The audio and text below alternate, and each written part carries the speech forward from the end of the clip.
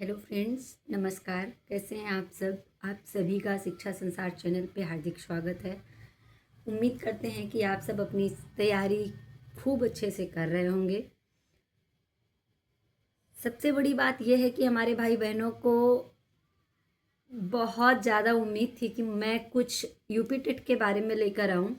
मेरे भाई बहनों ने अलग अलग वीडियो में अलग अलग टाइप से कमेंट करके कहा कि दीदी या मैम यूपी टेट के बारे में कोई वीडियो लेकर आइए, उसके बारे में कुछ बताइए, क्या करें, कैसे करें, तैयारी कैसे करें। तो तैयारी तो आप कंसिस्टेंसी बनाए रखें। और आज मेरा यूपी टेट के लिए एक पहला कदम है। पहला सब्जेक्ट मैं उठाती हूँ सीडीपी का, और सिलेबस के अकॉर्डिंग चलेंगे 30 दिन का चैलेंज लेकर। तो सबसे पहले फर्स्ट ऑफ ऑल, जो चैनल पे नया है चैनल को सब्सक्राइब कर लीजिए, वीडियो को लाइक शेयर कमेंट करिए। अगर कोई डाउट हो तो कमेंट ज़रूर करिएगा, आपके सभी कमेंट की रिप्लाई ज़रूर दी जाएगी। तो मैं यशी मिश्रा आप लोगों के बीच हूँ शिक्षा संसार चैनल पे अपने। ये है यूपी टेट का सिलेबस। ये देखिए, यूपी टेट का सिलेबस है। यूपी टीईटी की संरचना व विषय वस्तु ये दिख रहा है आप लोगों को। और इसमें सबसे बड़ी चीज़ है कि पेपर 1 और पेपर 2 दोनों की तैयारी कराई जाएगी अच्छे से।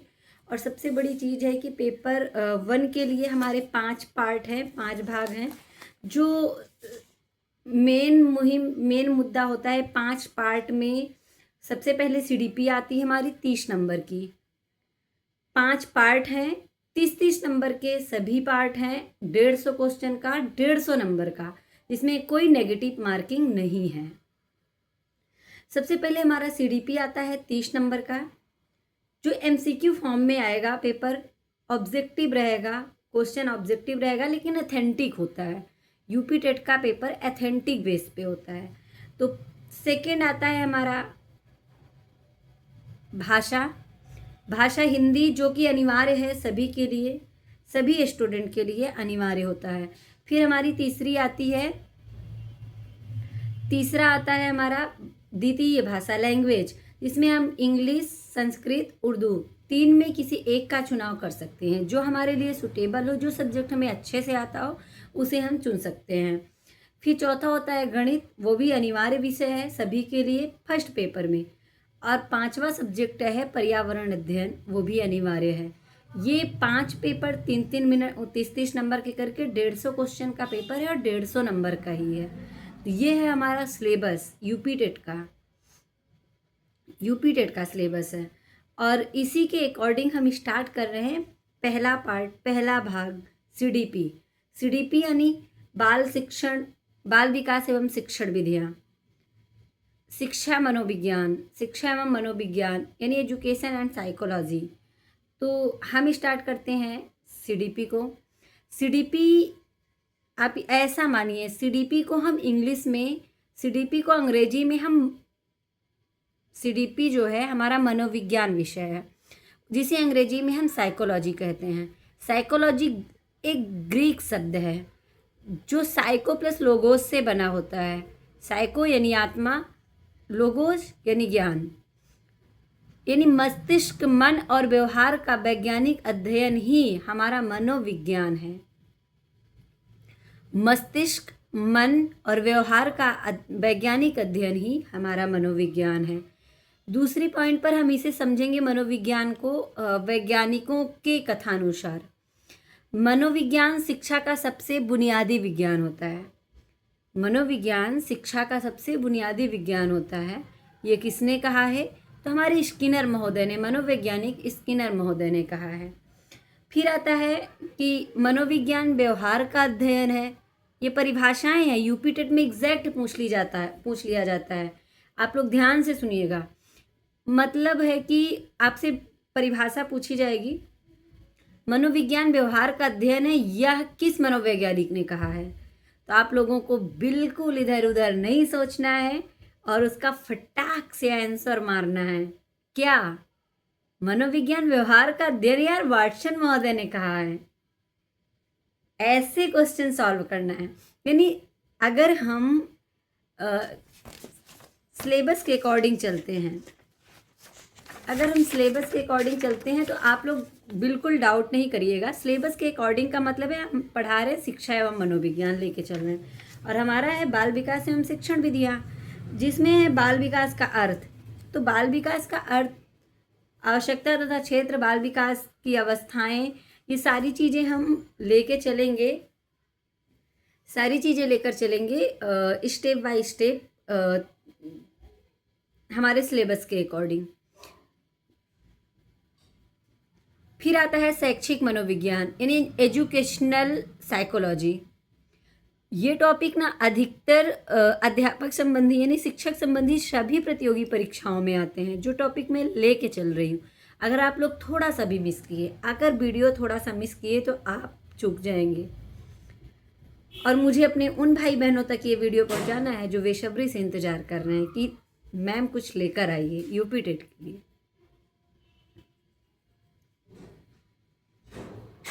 शैक्षिक मनोविज्ञान का उद्देश्य क्या होता है? सबसे पहले शैक्षिक मनोविज्ञान का उद्देश्य क्या होता है? तो शैक्षिक मनोविज्ञान का मेन उद्देश्य होता है शिक्षा में मनोवैज्ञानिक सिद्धांतों का प्रयोग करना।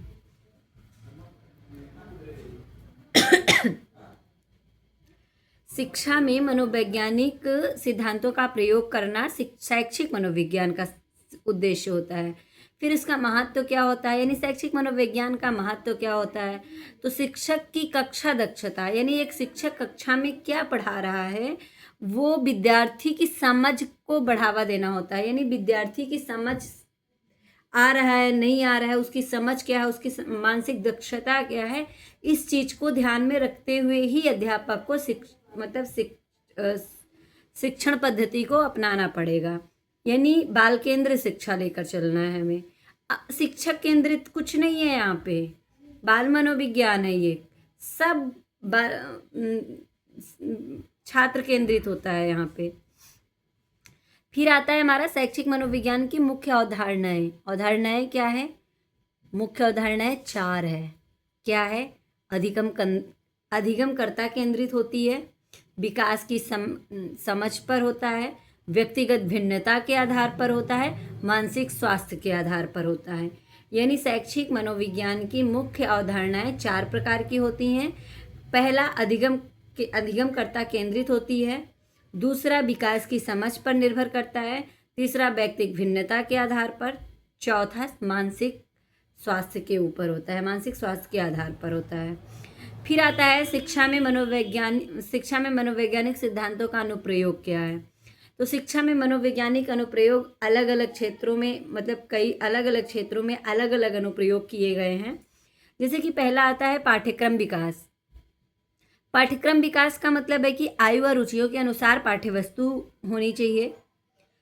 किसी बालक का अगर पाठ्यक्रम हम बना रहे हैं तो उसकी आयु और उसकी रुचियों के अकॉर्डिंग होना चाहिए। अगर वो छोटा सा बच्चा है, 3 साल का बच्चा है, अब उसे हम कह दें 5th क्लास की मैथ लगाओ, वो लगाएगा? कभी नहीं लगाएगा ना। तो बच्चों की रुचि, अब किसी बच्चे का मैथ में रुचि है और उसे आप कह दीजिए कि आप क्रिकेट खेलने की प्रैक्टिस करिए, खेल पाएगा? कभी नहीं खेल पाएगा। तो जो भी बच्चा जिस क्षेत्र में रुचि रखता हो उसके अकॉर्डिंग उसका विषय वस्तु, उसका पाठ्य वस्तु तैयार करना चाहिए। दूसरा आता है शिक्षण विधियाँ। शिक्षण विधियाँ कैसी होनी चाहिए? शिक्षण विधियाँ होती है कि अधिगम सिद्धांत आधारित विधियाँ होनी चाहिए। अधिगम के सिद्धांत के आधार पर शिक्षण विधियाँ बनाई जानी चाहिए। फिर होता है प्रेरणा तकनीक। प्रेरणा तकनीक यानी मनोविज्ञान आधारित प्रेरणा होनी चाहिए, मनोविज्ञान के आधार पर ही प्रेरणा होनी चाहिए। फिर अनुसंधान समाधान यानी समस्याओं का समाधान खोजने हेतु तत्पर होना चाहिए। कैसा भी शिक्षक हो, अगर कोई भी समस्या है, अगर बालक के पास कोई समस्या है तो उसकी समस्याओं का समाधान तत्काल तुरंत होना चाहिए। फिर स्कूल समय सारणी आयु व थकान के अनुसार निर्माण करना चाहिए। मतलब ये थोड़ी ना है कि हम 9 बजे स्कूल स्टार्ट करती हैं और रात को 9 बजे तक स्कूल चलाएंगे, ऐसा तो नहीं है ना। फिर हमारे स्कूल में बच्चा आएगा कैसे? यानी हमें उसके आयु के अकॉर्डिंग और उसके थकान, यानी बच्चा कितने घंटे रहकर खुशी से पढ़ लेता है, मतलब अपनी रुचियों के अनुसार पढ़ता है, और कितने घंटे बाद उसकी रुचि खत्म हो जाती है, वो थक जाता है, ऊबने लगता है, परेशान हो जाता है, स्कूल से पलायन की प्रवृत्ति अपनाने लगता है। तो उसको देखते हुए हमें स्कूल का समय सारणी निर्धारण करना चाहिए। फिर आता है विद्यालय प्रशासन। प्रभावी संचालन में सहायक होना चाहिए, यानी एकदम प्रभावी होना चाहिए। जो विद्यालय का प्रशासन है, जो देख रेख है, जो व्यवस्थाएं हैं, बिल्कुल प्रभावी होनी चाहिए। अगर प्रभावी है तभी एकदम प्रभावपूर्ण है। अगर प्रभावित है, बच्चे अट्रैक्ट हो रहे हैं, तभी हमारे पास आएंगे ना, उन्हें मतलब अपने रुचियों के अकॉर्डिंग, वरना नहीं आएंगे। जैसे छोटे बच्चे हैं, प्ले के बच्चे हैं, प्ले ग्रुप के बच्चे हैं, अब हम उनको जिस क्लास में बैठाएंगे, ब्लैक बोर्ड रख दिया, डस्टर रख दिया, और दूसरी चीज़ है कि हम आए, मार्कर उठाए, ब्लैक बोर्ड में लिखे और उनको कह दिए कि सब उतार लो, हमारा 40 मिनट का पीरियड 35 मिनट का कंप्लीट हुआ, हम बाहर क्लास के अंदर आए, लिखाए पढ़ाए, क्लास के बाहर चले गए। ऐसे बच्चे थोड़ी ना रहेंगे, वो प्ले के बच्चे हैं, वो खेलना पसंद करते हैं। हम स्कूल में उनकी पसंद की नाना प्रकार की अलग अलग प्रकार की खेलने की खिलौने हो गया, हम उन्हें ऑडियो वीडियो के जरिए हम उन्हें दिखा कर पढ़ाएं, हम चित्रों के माध्यम से उन्हें पढ़ाएं, हम खेल खेल में उन्हें सिखाएं, तभी तो वो रुकेंगे ना। वरना क्यों, प्ले के बच्चे हैं, यानी 2.5 से 3 साल 4 साल के बच्चे हैं, वो क्यों रुकेंगे हमारे पास। फिर आता है विशिष्ट बच्चे।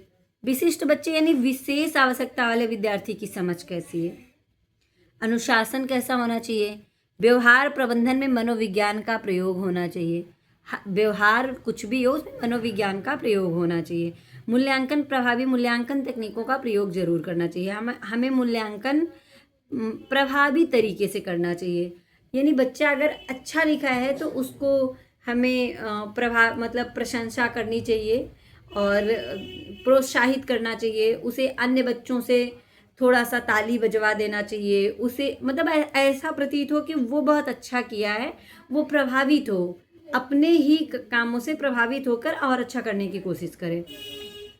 फिर मनोविज्ञान का विकास, यानी 2 प्रकार का मनोविज्ञान का जो विकास होता है वो 2 प्रकार का होता है।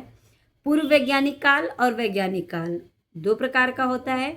मनोविज्ञान का विकास 2 प्रकार का होता है, पूर्व वैज्ञानिक काल होता है और वैज्ञानिक काल होता है। पूर्व वैज्ञानिक काल भी 2 प्रकार का होता है, जिसमें आत्मा और मन आता है, आत्मा और मन का विकास होता है। और वैज्ञानिक काल 2 प्रकार के भी होते हैं, यानी चेतना व्यवहार का विकास होता है, चेतना और व्यवहार का विकास होता है। शैक्षिक मनोविज्ञान का क्षेत्र, स्कोप क्या है, शैक्षिक मनोविज्ञान का स्कोप क्या है, कितना है। यानी शैक्षिक मनोविज्ञान का उद्देश्य भी लगभग 5 प्रकार कह सकते हैं। जैसे कि शिक्षार्थी होता है, बालक, पढ़ने वाला, सीखने की प्रक्रिया कैसी होनी चाहिए, सीखने का वातावरण क्या होना चाहिए, कैसा होना चाहिए, सीखने का अनुभव, यानी हमें पूर्व शिक्षा हमारी कहाँ तक है, हम उसके अकॉर्डिंग ही बच्चे को सिखा सकते हैं। और शिक्षक, मेन शिक्षक होना चाहिए। यानी शैक्षिक मनोविज्ञान 5 प्रकार, हम उसमें 5 पॉइंट रख सकते हैं, जिसमें फर्स्ट ऑफ ऑल शिक्षार्थी होना चाहिए, वरना हम पढ़ाएंगे किसको। फिर सीखने की प्रक्रिया कैसी होनी चाहिए, बच्चा किस प्रकार से सीख रहा है। फिर सीखने का वातावरण कैसा होना चाहिए, सीखने का अनुभव कैसा है उसका, जल्दी सीख पाता है, देर से सीख पाता है, खेल खेल में सीखता है, सीरियस होकर सीखता है, कैसे सीखता है, हमें उसका अनुभव जानना चाहिए। उसके बाद शिक्षक, मेन पढ़ाएगा कौन, शिक्षक बहुत ज़रूरी होता है।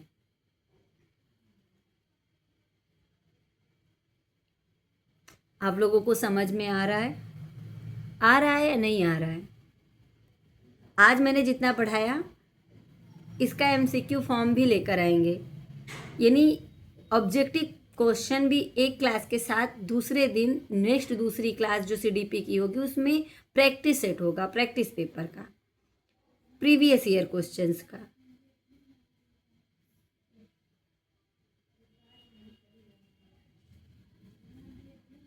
नेक्स्ट पॉइंट आता है शिक्षक और समाज।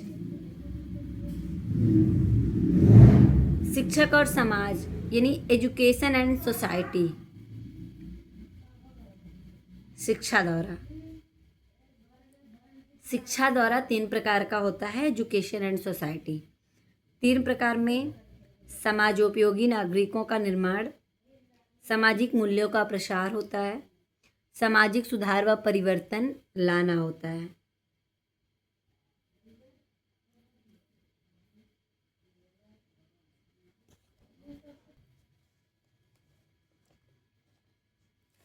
अब हम जितना आप लोगों को पढ़ाया उसका एमसीक्यू फॉर्म यानी क्वेश्चन लेकर आते हैं।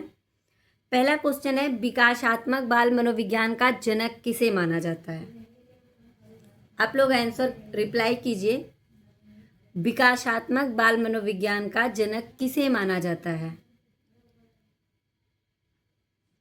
इधर उधर बिल्कुल नहीं सोचना, परेशान बिल्कुल नहीं होना, बिल्कुल एकदम सामने से क्वेश्चन है, आप लोगों का पढ़ा हुआ क्वेश्चन है और बिल्कुल घबराना नहीं है। एग्जाम हॉल में डायरेक्ट टिक करना है। जीन पियाजे हमारे हैं यार, एकदम झक्कास के मनोवैज्ञानिक जीन पियाजे महोदय हैं, जो विकासात्मक बाल मनोविज्ञान के जनक कहे जाते हैं। उनका जन्म जो है 9 अगस्त 1896 में स्विट्जरलैंड में होता है। मेरा फेवरेट जगह है, स्विट्जरलैंड में होता है। मृत्यु 16 सितंबर 1980 को होती है। प्रसिद्ध सिद्धांत क्या है इनके? जीन पियाजे जी के प्रसिद्ध सिद्धांत क्या हैं? संज्ञानात्मक विकास का सिद्धांत। जीन पियाजे का प्रसिद्ध सिद्धांत क्या है? संज्ञानात्मक विकास का सिद्धांत। मुख्य विचार इनके क्या है? बच्चे सक्रिय रूप से ज्ञान का निर्माण करते हैं। उनका कहना है कि बच्चे सक्रिय रूप से ज्ञान का निर्माण करते हैं। योगदान क्या है इनके?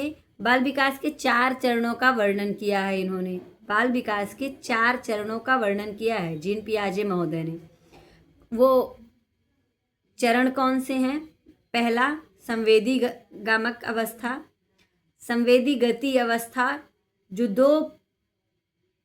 दो वर्ष से पूर्व की होती है। पूर्व संचालन अवस्था यानी दो वर्ष से पूर्व का होता है। 0 से 2 वर्ष तक का संवेदी गति अवस्था होती है। दूसरा होता है पूर्व संचालन अवस्था, जीन पियाजे ने दिया है, जो 2 से 7 वर्ष तक होता है। तीसरा होता है ठोस संचालन अवस्था। तीसरा क्या है? ठोस संचालन अवस्था, जो 7 से 11 वर्ष तक की है। चौथा है औपचारिक संचालन अवस्था, जो 11 से ऊपर की है, जो 11 वर्ष से ऊपर की है। कितने जीन पियाजे ने कितने चरण, बाल विकास के कितने चरण दिए हैं बताओ? 4 में कौन? संवेदी गति अवस्था 0 से 2 वर्ष, पूर्व संचालन अवस्था 2 से 7 वर्ष, ठोस संचालन अवस्था 7 से 11 वर्ष, औपचारिक संचालन अवस्था 11 वर्ष से अधिक। सीखने में प्रयास या भूल के सिद्धांत का प्रतिपादन किसने किया? दूसरा क्वेश्चन, सीखने में प्रयास या भूल के सिद्धांत का प्रतिपादन किसने किया? अरे भैया, थार्नडाइक महोदय, थार्नडाइक, हमारे थार्नडाइक महोदय ने किया है, जो बिल्ली पे किया है। बिल्ली पे प्रयोग क्या किया है? अपना प्रयोग किस पे किया है? बिल्ली पे। तो बिल्ली पे जिसने किया है वही प्रयास या भूल का सिद्धांत के प्रतिपादक हैं। कौन है? थार्नडाइक महोदय। तो सीखने में प्रयास या भूल के सिद्धांत का प्रतिपादन किसने किया? थार्नडाइक महोदय ने किया। इनका पूरा नाम क्या है? अगर एग्जाम में आया कि थार्नडाइक का पूरा नाम क्या है, तो Edward L Thorndike. Edward L Thorndike. अगर आपसे पूछ लेता है एडवर्ड एल थार्नडाइक कौन है, तो थार्नडाइक हैं। इनका सिद्धांत क्या है? संबंधवाद और संयोजनावाद। संबंधवाद और संयोजनवाद इनका सिद्धांत है। फिर इनका प्रयोग क्या है? मुख्य प्रयोग किस पे? मुख्य प्रयोग क्या है? बिल्ली पर प्रयोग किया है इन्होंने यार, बिल्ली पे। मुख्य विचार इनके क्या है? सीखना उद्दीपन और प्रतिक्रिया के बीच संबंध से होता है। सीखना उद्दीपन और प्रतिक्रिया के बीच संबंध से होता है। प्रसिद्ध नियम क्या है इनके? अधिगम के नियम। प्रसिद्ध नियम क्या है? अधिगम के नियम। बोलो बांके बिहारी लाल की जय। प्रसिद्ध नियम क्या है? अधिगम के नियम। थांडाइक का मुख्य नियम क्या है? 3 है दोस्तों। कितने हैं? 3। कौन कौन से? तत्परता के नियम, अभ्यास का नियम, प्रभाव का नियम। थांडाइक के मुख्य कितने नियम हैं? तो 3 नियम हैं। कौन से? तत्परता का नियम, अभ्यास का नियम, प्रभाव का नियम। फिर तीसरा क्वेश्चन है, एक सामान्य युग्मनज में गुणसूत्रों में कितने जोड़े होते हैं? एक सामान्य युग्मनज में गुणसूत्रों के कितने जोड़े होते हैं? अरे इसको तो आप इंटर से पढ़ते आ रहे हो। 23 जोड़े दोस्तों, 23 जोड़े। 3 क्वेश्चन हुआ आज का प्रैक्टिस। 3 क्वेश्चन में कम से कम 10 क्वेश्चन बन सकते हैं। जैसे कि मैंने कहा कि 23 जोड़े यानी 46 गुणसूत्र होते हैं क्रोमोसोम्स। युग्मनज यानी जायगोट, निषेचन के बाद बनने वाली प्रक्रिया जो पहली कोशिका होती है वो गुणसूत्र होती है। जायगोट क्या है? युग्मनज क्या है? निषेचन के बाद बनने वाली पहली कोशिका होती है। फिर गुणसूत्र यानी क्रोमोसोम्स आनुवांशिक जानकारी डीएनए को वहन करते हैं। बोलो स्वाहा। मनुष्य में कुल कितने गुणसूत्र होते हैं? तो 46, जोड़े 23। 23 माता से तथा 23 पिता से होते हैं, बराबर 46 होते हैं। महत्व, यह शारीरिक और मानसिक गुणों के विकास को नियंत्रित करते हैं। इनका काम क्या होता है? तो इनका काम होता है कि यह शारीरिक और मानसिक गुणों के विकास को नियंत्रित करते हैं। फिर यदि गुणसूत्रों की संख्या असामान्य हो जाए तो क्या होगा? क्वेश्चन अगर आ गया कि यदि गुणसूत्रों की संख्या असामान्य हो जाए तो क्या होगा? एकदम सिंपल सा है। यदि गुणसूत्रों की संख्या असामान्य हो जाए तो आनुवंशिक विकार उत्पन्न हो सकते हैं, जेनेटिक डिसऑर्डर। यदि गुणसूत्रों की संख्या असामान्य हो जाए तो क्या होगा? यदि गुणसूत्रों की संख्या असामान्य हो जाए तो आनुवंशिक विकार उत्पन्न हो सकते हैं, जिसे हम जेनेटिक डिसऑर्डर कहते हैं।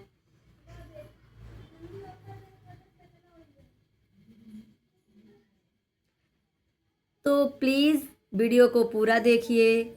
चैनल पे नए हैं तो चैनल को सब्सक्राइब कर लीजिए, बेल आइकन को प्रेस कर दीजिए ताकि मेरी सभी वीडियो की नोटिफिकेशन आप तक पहुंच जाए। और कमेंट कर दीजिए, अगर कोई डाउट है तो लाइक कर दीजिए और वीडियो को शेयर भी कर दीजिए।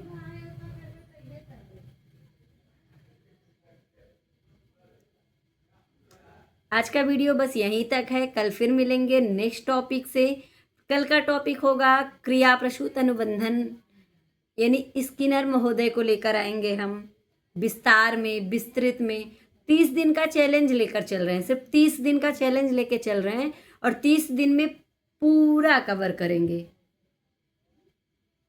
XYZ पूरा कवर करेंगे और इससे आपका ही नहीं मेरा भी फायदा है। तो आइए हम और आप मिलके इस संकल्प को बहुत ऊपर तक ले जाएंगे। तो साथ हैं आप सब, साथ देने के लिए तैयार हैं आप सब।